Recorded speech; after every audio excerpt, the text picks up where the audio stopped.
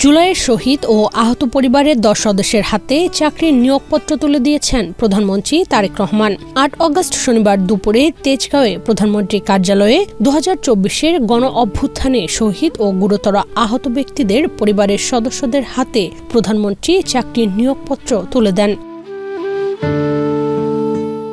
নিয়োগপত্র প্রাপ্তরা হলেন শহীদ মোহাম্মদ সোহাগের স্ত্রী সাবিনা আক্তার রিমা, শহীদ মোহাম্মদ শাহরিয়ারের স্ত্রী রাজিয়া খাতুন, শহীদ মোহাম্মদ আবদুল্লাহ কবিরের স্ত্রী ফারজানা আক্তার, শহীদ মোহাম্মদ মোস্তফা কামাল রাজুর স্ত্রী আকলিমা আক্তার, শহীদ মোহাম্মদ জুয়েলের স্ত্রী সুমাইয়া আক্তার সুবর্ণা, শহীদ মিরাজের বোন সামিয়া ইসলাম পপি, শহীদ আহসান কবিরের স্ত্রী হাফিজা আক্তার হ্যাপি এবং শহীদ ওমর নুরুল আফসারের স্ত্রী ফারজানা আক্তার রিনা এবং গুরুতর আহত মোহাম্মদ আব্দুল মতিনের স্ত্রী শাবানা আক্তার, গুরুতর আহত মোহাম্মদ জুলফিকার আলমের স্ত্রী মোসাম্মদ আরজু আক্তার।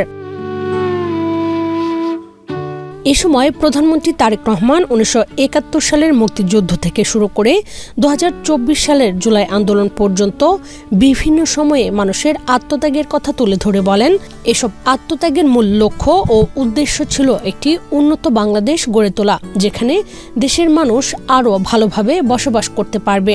যাদের আমরা হারিয়েছি, যারা শারীরিকভাবে আহত হয়েছেন কিংবা অন্যভাবে ক্ষতিগ্রস্ত হয়েছেন, তাদের সবার আত্মত্যাগের পেছনে একটি আকাঙ্ক্ষা ছিল, সেটি হলো বাংলাদেশকে আরও ভালো করা।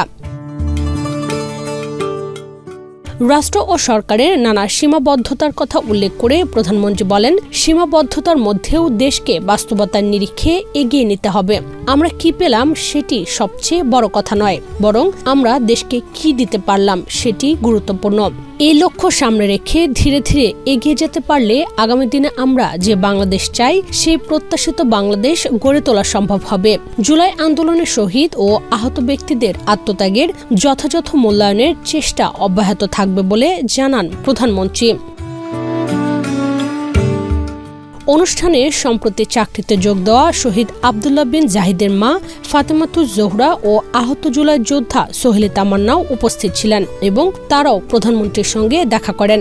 শহীদ পরিবারের সদস্য ও আহত জুলাই যোদ্ধারা চাকরির নিয়োগপত্র পেয়ে প্রধানমন্ত্রীর প্রতি কৃতজ্ঞতা প্রকাশ করেন। ডেস্ক রিপোর্ট, বাংলাদেশ প্রতিদিন।